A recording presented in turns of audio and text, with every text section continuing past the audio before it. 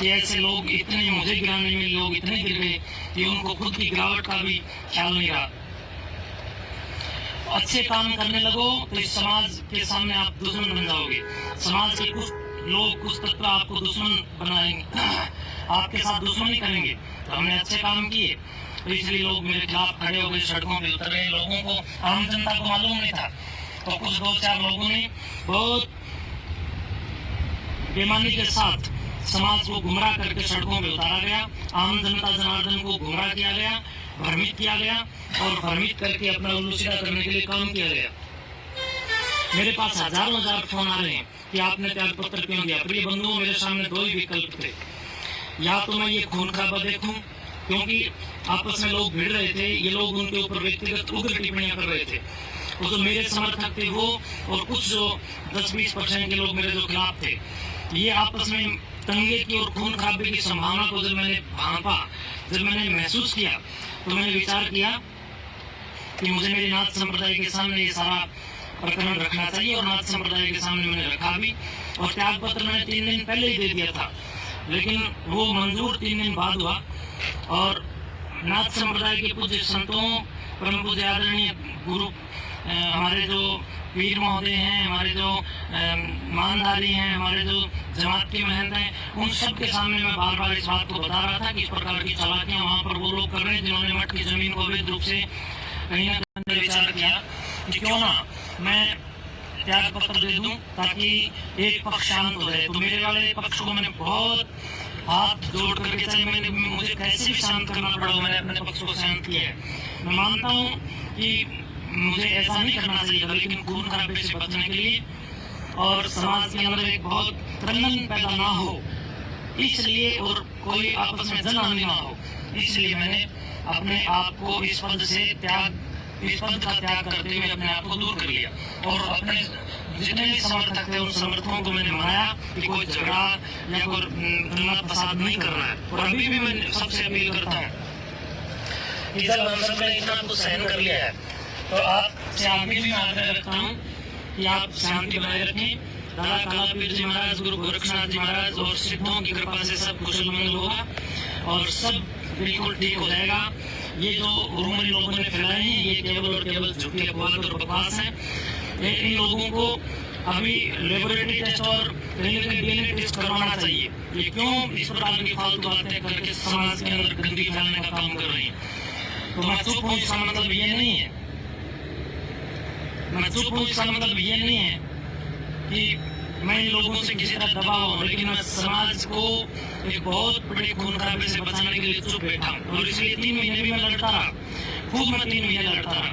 जब तक मैं लड़ा, जब तक लोग मेरे से लड़ते रहे, लेकिन उस दिन मैं हार गया। अर्थात उस दिन में हिम्मत मेरी टूटी जिस दिन आपस में लड़ने लग गए। मैं आपस में किसी भी प्रकार की सामाजिक क्रंदन की इस कहीं न कहीं संकुचित मानसिकता को नहीं देख पाया। मैंने विचार किया कि जो लोग विरोध में खड़े वो लोग मेरे साथ लगे हुए बेचारे सभ्य और शरीफ और सज्जन लोगों को कहीं न कहीं उकसा रहे और आपस में लड़ रहे हैं। और उनके द्वारा जब दंगा किया जाएगा तो उसमें भी मेरा नाम होगा, बदनाम मुझे किया जाएगा, खून खराबा ये लोग करेंगे। इन लोगों ने जब भी ये कोई इस प्रकार का काम होता है तब ये लोग कहीं ना कहीं खुद बच जाते हैं और आम जनता को उसमें फंसा देते हैं। तो बहुत कुछ सोच समझ कर मैंने त्याग पत्र दिया है। और अब मेरे आने के बाद, जब तक मैं 3 दिन वहीं था त्याग पत्र के बाद, तो इन लोगों की हिम्मत नहीं हुई कि वहाँ मठ में आ जाए। जब मैं बाहर चला गया तो पीछे से इस प्रकार की गंदी हरकतें कर रहे हैं। बार बार मैं लोगों को कह रहा हूँ कि बाहर आ जाओ, फालतू बात मत करो। मैंने बिल्कुल ग्राम को और पूरे भाईचारे को बनाए रखने के लिए मैंने अपना त्याग पत्र दिया है। और त्याग पत्र का ये लोग कहीं ना कहीं अपने ऊपर ले रहे हैं। नाथ संप्रदाय मेरी, हमारे नाथ संप्रदाय के सामने चाहे हम त्याग पत्र दें, मेरी नाथ संप्रदाय चाहे मुझे जो सजा दे मुझे लेना चाहिए, लेकिन ये लोग कौन होते हैं जो 2-4-5 तत्व खड़े होकर के बकवास कर रहे हैं। इन लोगों की कोई किसी प्रकार की मैं नहीं समझता की आवश्यकता है। और एक मुद्दा इनका सिगरेट का था जिसकी सलाइवा को ये लोग चेक कर रहे हैं DNA टेस्ट के लिए। दूसरा, ये लोग कह रहे हैं कि भी वहाँ पर वो महिलाओं के सामान मिले। वो माता बीमा भवानी के मंदिर में चढ़ते हैं और वहाँ पर ऊपर जो कर्मचारी है उसके कमरे में और बहुत ज्यादा संख्या में पड़े और बाहर भंडार के सामने भी बहुत बड़ी संख्या में पड़े।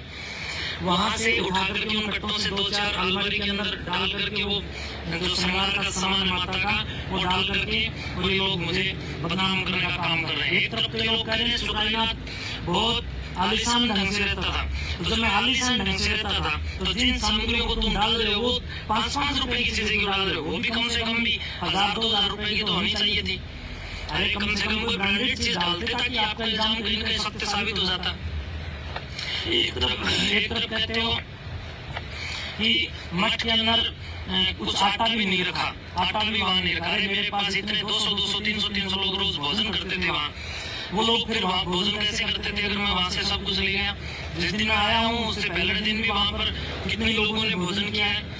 और इसके साथ साथ लोग कहते हैं कि गेहूं नहीं है, गेहूं वाला 1 नंबर कमरा जाकर के देखो, गेहूं से बिल्कुल भरा हुआ है, टंकियां गेहूं की भरी हुई है, बर्तन कमरों पर ऊपर जाकर के देखो कमरे भरे हुए। तो ये सब फालतू बात कर रहे हैं और समाज को गुमराह कर रहे हैं। समाज को गुमराह नहीं होना चाहिए।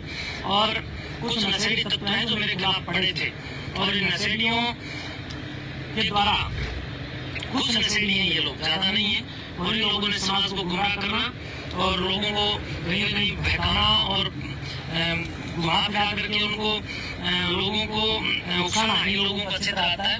मैं समझता हूँ इस प्रकार की जो एक कौशल क्षमता है वो मेरे अंदर नहीं है कि मैं लोगों को गुमराह करूँ। और लोग मेरे ऊपर इल्जाम लगा रहे हैं कि मेहनती खिड़की में से गई, तो सोचिए मैं अगर खिड़की में से गया हूँ तो क्या मेरी गाड़ी भी खिड़की में से गई है? क्यों झूठ पर झूठ बोल रहे हो?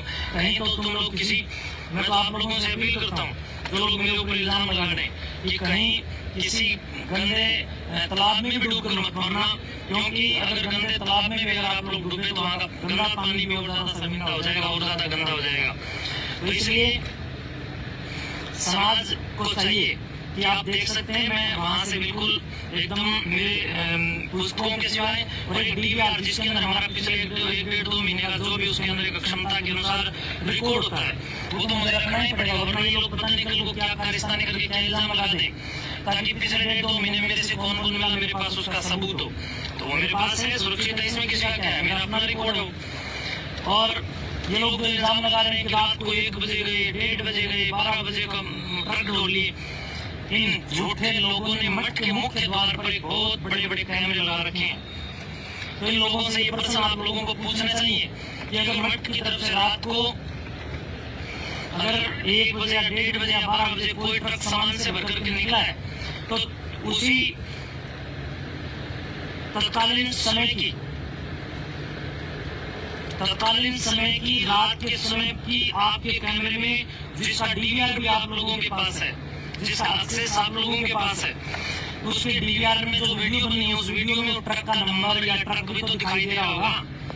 ये सब फालतू बात कर रहे हैं। CCTV कैमरे का एक्सेस इन लोगों के पास है। बाहर जो मेन गेट से जहाँ से सभी का घुसना और निकलना, प्रवेश करना और बाहर निकलने का जो रास्ता है वहाँ पर CCTV इन लोगों के लगे हुए। तो ये सब फालतू और फर्जी बात करते हैं। मैं सुबह 4 और 4:15 बजे के आसपास में वहाँ से इसलिए निकला था कि भाई मुझे एक लंबी यात्रा में जाना था और बहुत सारे जो मेरे सेवक श्रद्धालु हैं, शुभचिंतक हैं, उनको मैं फोन किया। उन सब लोगों को फोन करके मैं वहाँ से निकला हूँ। मैं कोई किसी भी प्रकार से अगर मैं चोर होता तो मैं वहाँ पर 2-3 दिन क्यों रुकता? मैं इसीलिए 2-3 दिन रुका था कि जो मेरे फॉलोवर हैं उनको मैं शांत कर सकूँ। मैंने सबको शांत किया और शांत करने के बाद उन सबकी रजा और रजामंदी से मैं बाहर आया हूँ। और जब आया हूँ, जब प्रशासन की नजर में आया हूँ, तो कहने का मतलब ये सब कहीं ना कहीं बहुत बड़ा रूमर फैला रहे हैं और घटिया किस्म की बातें करके लोगों को गुमराह कर रहे हैं। मैं जो है आप सबके माध्यम से भी यही कहना चाहूँगा, इस मेरे पेज के माध्यम से आप सबको यही कहना चाहूँगा कि गुमराह ना हो। और मेरी जो मुहिम है, जो नशा मुक्ति की अभियान चलाते हुए जो हमारी मुहिम थी या जो अन्य जितनी भी हमारी मुहिम थी वो चलती रहेंगी। हम लोग भविष्य में बहुत बड़े लेवल पे काम करेंगे और आने वाले समय के अंदर भी हम लोग सामाजिक सदाचार के लिए और समरसता के लिए काम करेंगे। और जिन लोगों को हमसे जलना है वो जलते रहें और हमारा जो कार्यक्रम या हमारा जो कार्य है वो हम करते रहेंगे। जिसको जलना है जलिए, और जिसको उछलना है उछलिए, जिसको कूदना है कूदिए, और जिसको कुशल मंगल समाज के भले में सहयोग करना है वो अपने अपने क्षेत्रों में, अपने अपने नजदीकी मंडल में आप लोग काम कीजिए, एक टीम बनाकर काम कीजिए और नशा को जड़मूल से नष्ट करने के लिए काम करें। तो इन्हीं शब्दों के साथ 3 मुद्दे थे ना, एक मुद्दा सिगरेट का, दूसरा मुद्दा